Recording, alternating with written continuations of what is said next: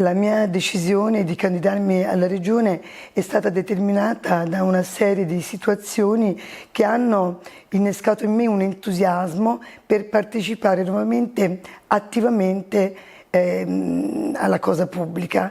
La scelta della lista poi è stata invogliata dalla presenza di due personaggi che ritengo validissimi e a cui sono legata da affetto, da stima soprattutto. Sto parlando dell'onorevole Mastella, a cui mi lega un'amicizia di vecchia data, e all'onorevole Luigi Bosco, con cui negli ultimi tempi ho instaurato un rapporto di amicizia, di fiducia e di stima reciproca. L'emergenza Covid è stata per me un'esperienza particolare perché sono diventata all'improvviso una psicoterapeuta, dal momento che questa situazione ha comportato disagi mentali quotidiani nelle persone, ha fatto sì che io fossi tutti i giorni la naturale confidente di chi soffriva questi disagi.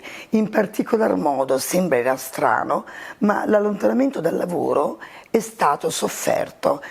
Molte persone si sono sentite inutili perché abituati a lavorare in maniera molto intensa si sono ritrovati a vivere un ozio coatto e quindi non siamo così sfaticati come si dice, hanno detto di noi al nord, siamo molto occupati nelle nostre mansioni.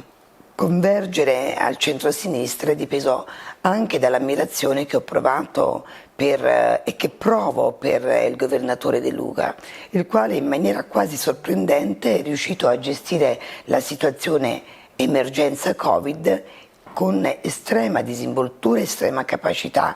Un capitano che ha diretto la nave in tempesta senza lasciarsi scoraggiare e arrivando e ottenendo quello che voleva.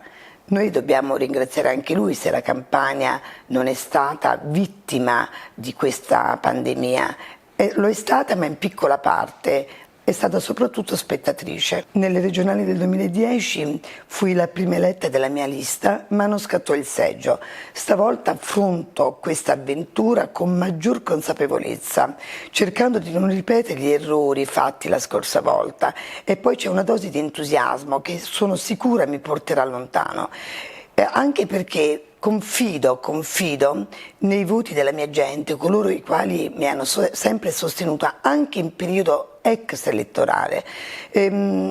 Confido soprattutto nelle voti delle donne, perché le donne della mia terra sono donne tenaci, sanno quello che vogliono, hanno da parte mia una grossissima ammirazione. Le donne di terra di lavoro dominano le loro famiglie. Nella nostra tradizione familiare la famiglia è matriarcale, non è patriarcale, perché, ce lo insegnano tanti libri scritti anche da autori locali, la donna era quella che si occupava di tutto, si occupava dell'amministrazione familiare, ma sin dai tempi antichi, dell'economia, dei figli, dell'istruzione, di tutto. L'uomo lavorava e portava i soldi a casa e questa tradizione è stata tramandata.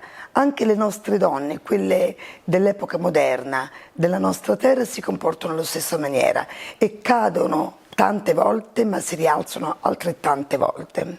In questo periodo sono molto vicina sia come medico sia come donna a coloro che stanno attraversando un periodo di grossa difficoltà, di grossa indigenza, ampliata sicuramente dall'emergenza Covid, e spero che la politica nei prossimi mesi sia di grosso supporto per risolvere questa situazione. Mia intenzione è condurre questa campagna elettorale all'insegna del rigore e del rispetto dei miei compagni di lista, dei miei avversari, perché ognuno di loro rappresenta un valore fondamentale per la nostra terra e spero che tutti noi insieme potremmo migliorare le condizioni di questa bellissima terra tanto martoriata.